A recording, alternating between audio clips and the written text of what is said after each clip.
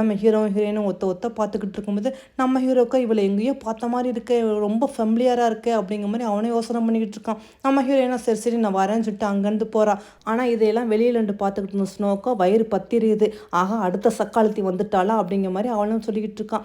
இது இப்படியே நீடிக்க விடக்கூடாது, கண்டிப்பாக ஏதாவது பண்ணணும், அந்த குழந்தைய காட்டி இவன் வந்து கிங்கை மயக்கலான்னு பார்க்குறான், நான் அதுக்கு இடம் கொடுக்கக்கூடாதுன்னு சொல்லிட்டு அந்த குட்டி குழந்தை விளாண்டுக்கிட்டு இருக்குது. உன்னை உன் பேர் என்னம்மா, நீ யாருமா அப்படிங்கிற மாதிரி இந்த குழந்தைகிட்ட வம்பு பண்ணிக்கிட்டு இருக்காங்க. அந்த குழந்தையும் நல்லா பேசுதா, உடனே நீ என்ன ரொம்ப வாயாடிக்கிட்டு இருக்கா அப்படிங்கிற மாதிரி சொல்லிட்டு அந்த பொண்ணோட கையை பிடிச்சி இழுக்க அந்த குழந்தை கையை விடுங்க விடுங்கன்னு சொல்லும்போது தடுமாறி கீழே விழுந்துருது.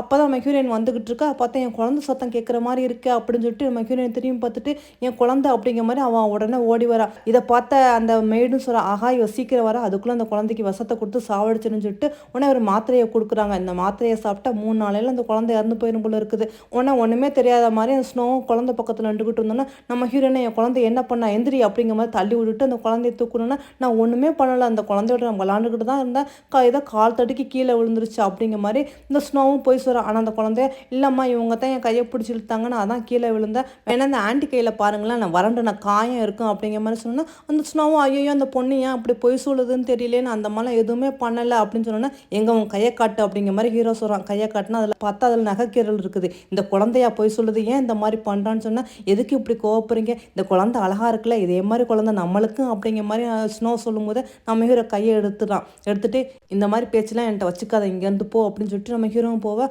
ஆகா நான் இத்தனை வருஷமாக பார்த்துக்கிட்டே இருக்கேன், ஒரே குயின்ஸி சொல்லிக்கிட்டு இருந்தான், இப்போ இவ பின்னாடி சுற்ற ஆரம்பிச்சிட்டானா, பேசாமல் இவனுக்கும் ஒரு பாயசத்தை செஞ்சிட வேண்டியதான் அப்படிங்கிற மாதிரி ஸ்னோ சொல்லிக்கிட்டு இருக்கா. இங்கே நம்ம ஹீரோவும் நம்ம ஹீரோயினும் வந்து நம்ம குழந்தைக்கு ட்ரீட்மெண்ட் எடுத்துக்கிட்டு இருக்கும்போது நம்ம ஹீரோயின் சொல்கிறான், இவனுக்கு நான் ட்ரீட்மெண்ட் கொடுக்கணும்டா, இங்கே யாரும் இருக்கக்கூடாது, இங்கேருந்து எல்லாரும் போங்கன்னு சொன்னோன்னே நம்ம ஹீரோ எல்லாருமே அங்கேருந்து கிளம்பி போயிடறாங்க. அந்த ஸ்னோவும் இவன் என்ன பண்ண போகிறான்னு நம்மளால் பார்க்க முடியலையே அப்படிங்கிற மாதிரி அப்படியே ஏக்கத்தோடையே பார்த்துக்கிட்டு போகிறா. அவங்க எல்லாரும் போனோன்னே நம்ம ஹீரோயின் அந்த குழந்தைய கூப்பிட்டு நீ இப்போ கொஞ்சம் நேரம் படுத்துங்க, நான் மாற்ற தரேன், ஏன்னா அண்ணனுக்கு ட்ரீட்மெண்ட் எடுக்கும்போது கொஞ்சம் பெயினாக இருக்கும், நீ வந்து பார்த்தா பயந்துருவான்னு சொல்லிட்டு அந்த குழந்தைய தூங்க வச்சுட்டு அந்த குழந்தை கையில் இருந்து ரத்தத்தை எடுத்து தான் இந்த குழந்தைக்கு மருந்தாக செஞ்சு கொடுக்குவா. ஆனால் அந்த மருந்து சாப்பிட்டோன்னா அவன் வாயிலேருந்து வாமிட்டு வரும். அதை பார்த்தோன்னா நம்ம ஹீரோயினுக்காக இது என்னது பாய்சன் மாதிரி இருக்குன்னு சொல்லிட்டு எப்படி இந்த பாய்சன் வந்துச்சு அப்படின்னு சொல்லிட்டு அவனை இவரோட குழந்தையோட கையை பிடிச்சி பார்த்தா அந்த குழந்தை உடம்புல விஷம் கலந்துருக்கு தெரிய வந்திருக்கான். ஆகா என் குழந்தைக்கு யாரோ விஷம் கொடுத்துருக்காங்க, அதனால தான் இந்த மருந்து விஷமாக போச்சுன்னு சொல்லிட்டு இப்போ உங்கள் 2 பேருக்கு நான் விஷத்தை முறிக்கிறதுக்கு மருந்து கொடுக்குறேமேன்னு சொல்லிட்டு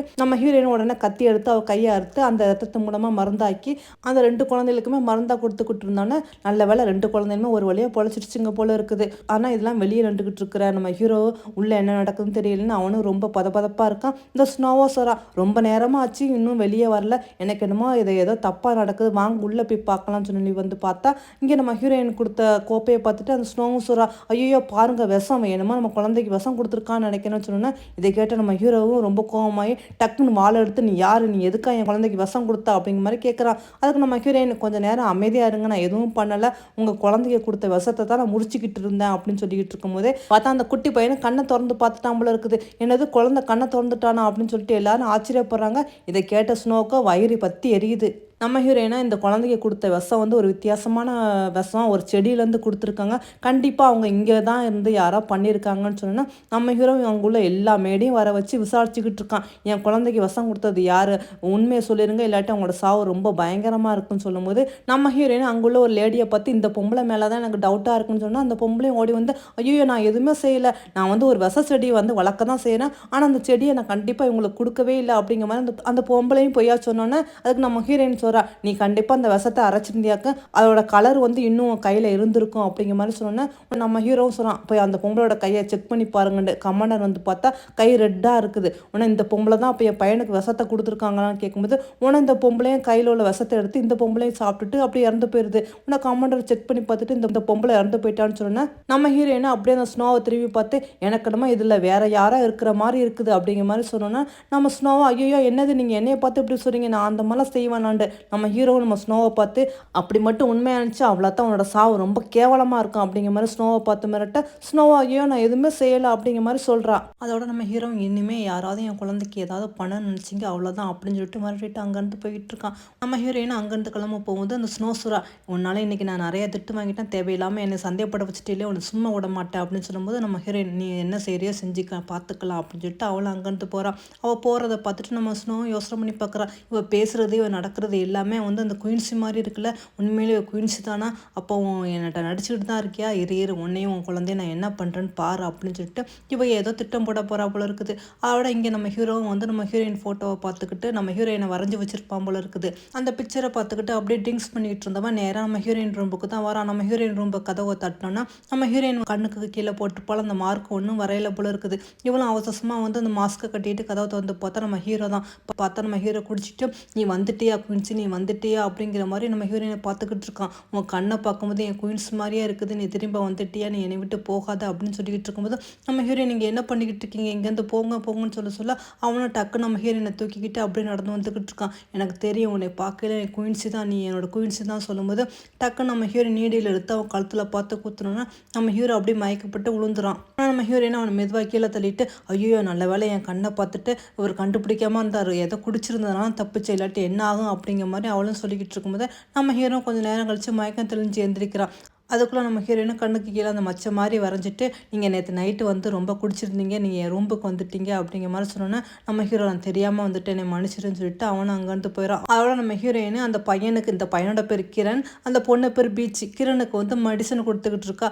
அவனும் சாப்பிட்டுக்கிட்டு இருக்கும்போது அந்த பீச் பொண்ணு வந்து அண்ணா நீ எப்போ எந்திரிப்பாவா விளாடலாம் அப்படிங்கிற மாதிரி கூப்பிட்டோன்னா நம்ம ஹீரோயின் என்ன உளறிக்கிட்டு இருக்கா, இந்த மாதிரி நீ பேசக்கூடாது அப்படின்னு சொல்லும்போது நம்ம ஹீரோ ஆமாம் நானும் ஒன்று கேட்கணும்னு நினச்சேன், இந்த 2 குழந்தையும் பார்க்கும்போது ஒரே மாதிரி இருக்குல்லன்னு சொன்னால் நம்ம ஹீரோயின் இல்லை நீங்கள் தப்பாக புரிஞ்சுட்டீங்க, அப்படிலாம் ஒன்றும் இல்லைன்னு சொல்லிட்டு இருக்கும்போது அந்த ஸ்னோ வந்து ஒருத்தையை கூட்டிகிட்டு வரா. இந்த பொண்ணை பாருங்களேன், நான் உங்களுக்காக தான் கூட்டிகிட்டு வந்தேன்னு சொல்லிட்டு அந்த பொண்ணை காட்டோன்னா அசல் அந்த பொண்ணோட கண்ணு நம்ம ஹீரோயின் கண்ணு மாதிரியே இருக்குது. அந்த பொண்ணை பார்த்தோன்னா நம்ம ஹீரோவுமே என்னது குயின்ஸ் நீ திரும்ப வந்துட்டியா அப்படிங்கிற மாதிரி அசல் குயின்ஸ் மாதிரியே உன்னோட சாயல் இருக்குது அப்படின்ட்டு நம்ம ஹீரோயின்மே அந்த பொண்ணை பார்த்துட்டு ஆமாம் அசல் என்னைய மாதிரியே இருக்கால ஒரு சாயலுக்கு அப்படிங்கிற மாதிரி நம்ம ஹீரோயின்மே பார்த்துக்கிட்டு இருக்கா. உடனே இதெல்லாம் பார்த்துக்கிட்டு இருந்தா ஸ்னோவும் பார்த்தீங்களா நான் உங்களுக்காக அந்த பொண்ணை தேடி கண்டுபிடிச்சி கொண்டு வந்திருக்கேன்னு சொல்லும்போது உடனே அந்த குட்டி போய் அம்மா நீங்கள் வந்துட்டீங்களா, எங்கள் அப்பா வரைஞ்ச ட்ராயிங்கில் நான் உங்களை பார்த்துருக்கேன், நீங்கள் அதே மாதிரி இருக்கீங்க அப்படிங்கிற மாதிரி அவனும் ஹக் பண்ணிக்கிறான். இதெல்லாம் பார்க்க நம்ம ஹீரோயினுக்கு ஒரு மாதிரி கவலையாக இருக்குது. இந்த ஸ்னோவும் அழுதுகிட்டே இருக்கா. இந்த குழந்தை ரொம்ப நாள் அம்மா இல்லைன்னு சொன்னாங்க, அதான் நான் தேடி கண்டுபிடிச்சி குயின்ஸ் மாதிரியே உங்களுக்காக இந்த பொண்ணை கூட்டிகிட்டு வந்துக்கிறேன் அப்படிங்கிற மாதிரி ஸ்னோ சொல்கிறா. ஆக்சுவலி இந்த பொண்ணு யாருண்டா, அந்த குழந்தைக்கு விஷம் கொடுத்தாண்டு ஒரு அம்மா இறந்து போயிருப்பாங்கள்ல அவளோட பொண்ணு தான். இவ தான் வேணும்னு அந்த பொண்ணை கூட்டிகிட்டு வந்து உன்னை பார்க்கும்போது அசல் குயின்ஸ் மாதிரியே இருக்குது, உங்கள் அம்மா இறப்புக்கு நீ பழி வாங்கணும்ல, அதெல்லாம் பேசாமல் அந்த டாக்டரே அந்த ஹீரோவை நீ பழி வாங்கணும் அப்படிங்கிற மாதிரி சொல்லிட்டு தான் இந்த வீட்டுக்கு கூட்டிகிட்டு வந்திருப்போம் அந்த ஸ்னோ. அதோட நம்ம ஹீரோ அந்த பொண்ணை பார்த்துட்டு உன் பேர் நிலாவா, சரி இனிமேல் நீனு இங்கே இரு அப்படிங்கிற மாதிரி நம்ம ஹீரோ அனுமதி கொடுத்துறான்.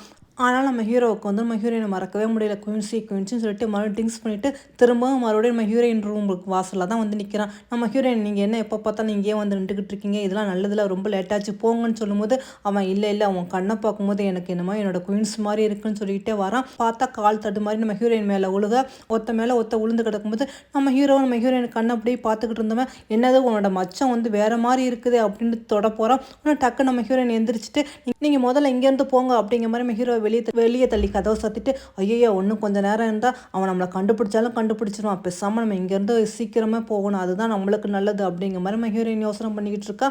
அதோட இங்கே கட் பண்ணி ஸ்னோவை காட்டணுன்னா அந்த மேடு வந்து மாஸ்டர் உங்களுக்காக ஒரு நியூஸ் கொடுத்துருக்காங்கன்னு ஒரு பேப்பரை கொடுக்குறா. அந்த பேப்பரை வாங்கி ஸ்னோவும் படித்து பார்த்துட்டு ஆமாம் நம்ம எல்லாத்துக்கும் இப்போ நேரம் வந்துருச்சு, இதுதான் கரெக்டான டைம் அப்படிங்கிற மாதிரி சொல்லிக்கிட்டு அந்த பேப்பரை தீயில வச்சு இருக்கிறா. என்ன பிளான்னு தெரியல. அதே மாதிரி இங்கே நம்ம ஹீரோவை கட்டுறாங்க. அந்த கமாண்டர் வந்து ஒரு லெட்ரு மாதிரி கொடுக்குறாங்க, உங்களுக்கு இந்த நியூஸ் வந்து பக்கத்து நாட்டிலேருந்து வந்திருக்குன்ட்டு. நம்ம ஹீரோவும் படிக்க போகிற நேரத்தில் அந்த நிலாங்கிற பொண்ணு வந்தோன்னா நம்ம ஹீரோ டக்குன்னு இந்த லெட்ரு புக்குக்குள்ளே வச்சுறான். ஆனால் இந்த பொண்ணை வந்து உங்களுக்கு இந்த ஸ்வீட் ரொம்ப பிடிக்குன்னு சொன்னாங்க, அதை நானே என் கைப்பட செஞ்சு கொண்டு கொஞ்சம் சாப்பிடுங்களான்னு சொல்லிட்டு நம்ம ஹீரோ கொடுக்க நம்ம ஹீரோவும் வாங்கி சாப்பிட்றான். சாப்பிட்ட கொஞ்ச நேரத்துலேயே நம்ம ஹீரோவுக்கு மயக்க வர அப்படியே மயக்கப்பட்டு விழுந்தோன்னே இந்த பொண்ணு அந்த லெட்ரு எங்கே இருக்குன்னு தேடி பார்த்துக்கிட்டு கடைசியில் அதை எடுக்கும் போது நம்ம ஹீரோ டக்குன்னு கண்ணை முழிச்சு அந்த பொண்ணை கையை பிடிச்சி இழுத்துட்டு யாரு நீ, உன்னை யார் இங்கே அனுப்புனா, உண்மையை சொல்லு அப்படின்னு சொல்லிட்டு இருக்கும்போது திடீர்னு எங்கேருந்தோ ஒரு அம்பு வந்தால் நல்ல நம்ம ஹீரோ டக்குன்னு திரும்பிடும். அந்த அம்பு வந்து கீழே விழுந்துருது. பார்த்தா ஒருத்தன் வாழோட நம்ம ஹீரோவை வெட்டுறதுக்கு வரும்போது நம்ம ஹீரோ அவங்க கூட சண்டை போட்டுக்கிட்டு இருக்கான். அந்த சமயத்தில் நம்ம ஹீரோயினோட குழந்தை வந்து எதிர்பாரா விதமாக அந்த பீச் உள்ளே வந்துடுது நம்ம ஹீரோட ரூமுக்குள்ளே. பார்த்தா அவன் வாழை எடுத்து நம்ம குழந்தை கழுத்தில் வச்சோன்னா நம்ம ஹீரோயின் பதறிடா, ஐயோ என் குழந்தையை விட்டுடு அப்படிங்கிற மாதிரி. நம்ம ஹீரோமே நீ அவளை விட்டுடு அப்படிங்கிற மாதிரி சொல்லிக்கிட்டு இருக்கான். அப்போ தான் நம்ம ஹீரோயின் என்ன செய்கிறா, டக்குன்னு நீடில் எடுத்து தூக்கி எறிகிறான். அந்த கருப்பு ட்ரெஸ் போட்டுக்கிறான் கையில், அது குத்திடுறது. ஒன்று அவனும் வாழை கீழே போட்டோன்னா நம்ம ஹீரோ வாழை எடுத்து அவன் கையில் கட் பண்ணிடுறான். உடனே நம்ம ஹீரோயின் சொல்கிறா, சீக்கிரம் அவன் வாயில் வந்து துணி வச்சு அமுக்குங்க, இல்லாட்டி பாய்சன் சாப்பிட்ற போகிறான் அப்படின்னு சொன்னோன்னா நம்ம ஹீரோ அதே மாதிரி செஞ்சுக்கிட்டு இருக்கும்போது அங்கே கமாண்டரும் படைகளும் வந்துடுறாங்க. அதுக்கு நம்ம ஹீரோ சொல்கிறான், இவனை இழுத்துட்டு போய் ஜெயிலில் அடைச்சி வைங்க, இவன் யார், எதுக்காக வந்தான், இவனை யார் அனுப்புன்னு நம்ம தெரிஞ்சுக்கணும்னு சொல்லும்போது நம்ம ஹீரோயினுமே அப்படியே மயங்கி விழுகிறா. ஏன்னா அந்த கருப்பு ட்ரெஸ் போட்டுக்கிறவன் நம்ம ஹீரோயினை வந்து தாக்கியிருப்பான். அந்த தாக்குதலாம் நம்ம ஹீரோயினும் பாவம் மயக்கப்பட்டு விழுந்திருப்பா. அவள் டாக்டரும் செக் பண்ணி பார்த்துட்டு ஒன்றும் பிரச்சனை இல்லை அப்படிங்கிற மாதிரி சொன்னோன்னா நம்ம ஹீரோயின் நல்லபடியாக கண்ணை முழிச்சு பார்த்தோன்னா அந்த குழந்தைய அம்மா நீங்கள் முழிச்சிட்டியா, நான் ரொம்ப பயந்துட்டேன் அப்படிங்கிற மாதிரி அழுதுகிட்டு இருக்குது. அந்த சமயத்தில் அந்த கமாண்டர் வந்து நீங்கள் சொன்னபடியே அந்த நிலாவை ஜெயிலில் அடைச்சிட்டேன் அப்படிங்கிற மாதிரி சொன்னோன்னா ஆமாம் அவளை விசாரிக்கணும், அவள் யார் என்னன்னு நம்ம கண்டுபிடிக்கணும், அப்போ தான் எல்லா உண்மையும் தெரிய வரும் நம்ம ஹீரோ சொல்லிக்கிட்டு இருக்கான். இங்கே பார்த்தா அந்த நிலாவை பார்க்குறதுக்கா ஸ்னோ வரா. உடனே நீங்கள் வந்துட்டீங்களா, உங்களுக்காகத்தான் காத்துக்கிட்டு இருந்தேன், என்னை எப்படியாவது காப்பாற்றுங்க அப்படிங்கிற மாதிரி நிலா சொன்னோன்னே அது எப்படி உன்னை நான் காப்பாற்றுவேன், என் ரகசியம் எல்லாம் உனக்கு தெரிஞ்சிருச்சுல, நீ நம்ம உயிரோடு இருக்கக்கூடாதுன்னு சொல்லிட்டு இந்த ஸ்னோ வந்து நிலாவை கத்தியால் குத்திட்டு அங்கேருந்து போயிடா. உடனே இந்த நியூஸ் வந்து நம்ம ஹீரோ காதில் விழுந்தோன்னே சரி இவளை வச்சு நம்ம கண்டுபிடிக்கலான்னு பார்த்தா இந்த மாதிரி ஆயிடுச்சுன்னு சொல்லிக்கிட்டு இருக்கும்போது நம்ம ஹீரோயின் வந்து நிற்கிறா. நான் இங்கேருந்து போகலான் இருக்கேன், இப்போ கிரண் வந்து நல்லா இருக்கான், அதனால் நீங்கள் நல்லபடியாக பார்த்துக்குறங்க, எனக்கு இனிமேல் இங்கே வேலை இல்லை அப்படின்னு சொல்லும்போது நம்ம ஹீரோ இல்லை நீ இன்னும் கொஞ்ச நாள் இங்கேயே இருங்கன்னு சொல்கிறான். அதுக்கு நம்ம ஹீரோனே இல்லை எனக்கு நிறைய வேலை இருக்குது தான் போகணும்னு சொன்னோன்னா அதுக்கு ஹீரோவை விட மாட்டேங்கிறான். இல்லை இது ராஜாவோட ஆணை, நீங்கள் கண்டிப்பாக இன்னும் கொஞ்ச நாள் இங்கே இருக்கணும்னு சொன்னோன்னா நம்ம ஹீரோயின் நான் இங்கே இருந்தால் என் குழந்தைக்கு எனக்கும் ஆபத்து, அதனால் எப்படியாவது குழந்தைய கூட்டிகிட்டு போயிடுன்னு சொல்லிட்டு நைட்டாக வந்து குழந்தைய கூட்டிகிட்டு போயிடலான்ட்டு அவளும் வந்துக்கிட்டு இருக்கா. ஆனால் அதுக்குள்ளே அந்த ஸ்னோ இருக்கால அவள் வேறு குரூப்பை சேர்ந்தவ போல இருக்குது. அவள் வந்து கிரணை வந்து கடத்திக்கிட்டு இருக்கா. உடனே நம்ம ஹீரோயின் பார்த்துட்டு நீங்களாம் யார் எதுக்காக குழந்தைய கடத்திட்டு போறீங்கன்னு சொன்னோன்னா அப்புறம் வந்து நம்ம ஹீரோயின் கழுத்தில் வாழை வச்சுட்டு உனக்காகத்தான் இவ்வளோ நாள் காத்துக்கிட்டு இருந்தேன், இதுக்கு மேலே என்னை பொறுக்க முடியாது, இனிமேல் இந்த குழந்தைய நான் கொல்ல போகிறேன் அப்படிங்கிற மாதிரி சொன்னேன்னா அப்போ நம்ம ஹீரோயின் யோசனை பண்ணி பார்க்குற ஆகா நாவலில் வந்து அந்த மர்ம பொண்ணு இவதானா, இது நான் படிக்காமல் விட்டுட்டேனே அப்படிங்கிற மாதிரி நம்ம ஹீரோயின் யோசனை பண்ணிகிட்டு இருக்கா. இவ்வளோ இனிமே உன்னையே நான் சும்மா விட மாட்டேன்னு சொல்லிட்டு நம்ம ஹீரோயினை கொல்றதுக்காக வாழை தூக்கிக்கிட்டு போகிறா. அதுக்குள்ள நம்ம ஹீரோயின் கையில் வச்சு இந்த பொடியை தூக்கி போடும்போது மறுபடியும் நம்ம ஹீரோயினை கொல்ல போகிறா. அந்த நேரம் பார்த்து கமாண்டரும் வந்தோன்னா உடனே இவ சொல்லிட்டு போகிறான், இந்த குழந்தைய நான் கடத்திட்டு போகிறேன், உன் ராஜாவை இடத்துக்கு வர சொல்லி, இல்லாட்டி குழந்தையோட தலை தான் வரும்னு சொல்லிட்டு இந்த ஸ்னோவை மிரட்டிட்டு அங்கேருந்து தப்பிச்சு போயிடா. ஆனால் நம்ம ஹீரோயின் ஸ்னோ பின்னாடியே ஃபாலோ பண்ணி போய்கிட்டு இருக்கா. நம்ம ஹீரோவும் தெரிஞ்சுட்டு அந்த இடத்துக்கு வந்துக்கிட்டு இருக்கான். உடனே பார்த்தா அந்த குழந்தைய கடத்திக்கிட்டு ஸ்னோ ஒரு வீட்டுக்கு போகிறா. நம்ம ஹீரோயினுமே மறைஞ்சு அதை பார்த்துக்கிட்டு இருக்கா. உள்ளே என்ன நடக்குது, யார் இருக்காங்கன்னு தெரியலன்ட்டு பார்த்தா அந்த ஸ்னோ வந்தவ யாரோ ஒருத்தனை பார்த்துட்டு மாஸ்டர் நீங்கள் சொன்னபடி எல்லாம் நடந்துச்சு, நான் இத்தனை வருஷமாக அங்கே இருந்து பார்த்தேன், எப்படியாவது அவனோட குழந்தைய வயிற்றில் சுமந்து அந்த குழந்தைய நான் ராஜாவாக்கி அவனை அதுக்கப்புறம் சாவடிக்கலான்னு பார்த்தா அது நடக்கவே இல்லை. இப்போ அவனோட பையனை கூட்டிகிட்டு வந்துக்கிறேன், இவனோட தலையை வெட்டி அவனுக்கு பரிசாக அனுப்புவோம் அப்படிங்கிற மாதிரி சொன்னால் அந்த மாஸ்டர் ஆமாம் அதுக்காகத்தான் காத்துக்கிட்டு இருந்தா, இந்த குழந்தையோட தலையை வெட்டி அனுப்பு அப்படிங்கிற மாதிரி அவனும் ஆர்டர் போட்டுக்கிட்டு இருக்கான். இங்கே நம்ம ஹீரோயின் மறைஞ்சிருந்தவ சரி இதுக்கு மேலே ஒன்றும் பண்ண முடியாது, நம்ம வேணா உள்ளே போகலாம்னு சொல்லிட்டு உடனே அந்த மயக்கப்பொடியை இருக்குல்ல அது எல்லாத்தையும் தூப்பி விட்டுவிட்டு இவளும் உள்ளே வந்துக்கிட்டு இருக்கா. இந்த ஸ்னோவும் குழந்தைய வெட்டுறதுக்காக வாள் எடுக்கும்போது நம்ம ஹீரோயின் நிறுத்து, இந்த குழந்தைய நீ எப்படி சாவடிக்கலாம், உனக்கு யார் ரைட்ஸ் கொடுத்ததுன்னு கேட்டோன்னே வந்துட்டியாடி, இது உன் குழந்தை தானே, எனக்கு நல்லாவே தெரியும், நீ தான் குயின்ஸுண்டு, இனிமேல் ஒன்னையே விட மாட்டேன்னு சொல்லும்போது அங்கே உள்ளவங்களாம் வராங்க. உடனே நம்ம ஹீரோயினா அந்த மயக்க மருந்து பொடியை வந்து எல்லாத்துக்கும் தூவி விட்டுட்டு குழந்தை தூக்கிட்டு வெளியே வந்தோன்னே அந்த மாஸ்டர் இவளை விடாதீங்க எப்படிங்கன்னு சொல்லணும்னா எல்லாருமே சுற்றி வலிச்சிட்டாங்க. நம்ம ஹீரோயின் மாட்டிக்கிட்டா, எப்படி தப்பிச்சு போகிறோன்னு தெரியாமல் அவளும் நின்றுக்கிட்டு இருக்கா. அந்த மாஸ்டர் எனக்கு பகையில் அந்த குழந்தைய விட்டுட்டு போயிடுன்னு சொன்னால் நம்ம ஹீரோயின் இது என்னோட குழந்தை நான் நிச்சயமாக விட மாட்டேன் அப்படின்னு சொல்லிட்டு இருக்கும்போது அந்த ஸ்னோவை வந்து நம்ம ஹீரோயினை கட் பண்ணுறதுக்காக அப்படி வாழை எடுத்துக்கிட்டு வர பார்த்தா நம்ம ஹீரோயினுக்கு அந்த மயக்கப்பொடி வர இல்லை, என்ன பண்ணுறதுன்னு தெரியாமல் நம்ம ஹீரோயின் முடிச்சுக்கிட்டு இருக்கும்போது அந்த ஸ்னோவும் வாழை எடுத்துக்கிட்டு நம்ம ஹீரோயின் அப்படியே வெட்ட வரும்போது டக்குன்னு அங்கேருந்து வந்த அம்பு நான் அவளோட வாழை அப்படியே தட்டி விட்டுருது. பார்த்தா நம்ம ஹீரோ தான் படையோட அங்கே வந்து சேர்ந்துறான். வந்துட்டு இவங்க எல்லாத்தையும் சுற்றி வளைங்க யாரையும் விடக்கூடாதுன்னு சொல்லிக்கிட்டு இருக்கும்போது அந்த மாஸ்டர் போய் அந்த குழந்தைய பிடிச்சிட்டு இனிமேல் யாராவது பக்கத்தில் வந்து அந்த குழந்தை கழுத்தை அறுத்துருவேன் அப்படிங்கிற மாதிரி மிரட்டினோன்னே நம்ம ஹீரோ ஸ்னோவை பார்த்துட்டு இதுக்கெல்லாம் நீ தான் காரணமா, நீ இப்படிப்பட்டவளா இருப்பாள் நினச்சி கூட பார்க்கலன்னு சொன்னா ஆமாம் அந்த குயின்ஸுன்ட்டு அவள் போனப்புறம் நீ அவளை மட்டும் தான் நினச்சிக்கிட்டே இருந்தா, அதுக்கப்புறம் நீ என் பக்கத்தில் வரவே இல்லை, நீ அவளை மட்டும் தான் நான் லவ் பண்ணா, அதனால தான் வேறு வழி இல்லை நானும் மாறிட்டேன், இனிமேல் அவன் உயிரும் அவனோட குழந்தை உயிரும் போகுதுன்னு சொன்னோன்னா நம்ம ஹீரோ கோவம் வந்துடுது. போதும் இதுக்கு மேலே நீ எதுவும் பேசக்கூடாதுன்னு சொல்லிட்டு டக்குன்னு அங்குள்ள வில்ல எடுத்து அது மாஸ்டர் நெஞ்சில் போய் குத்திடுது. அந்த மாஸ்டரும் கீழே விழுந்து செத்து போயிடான்.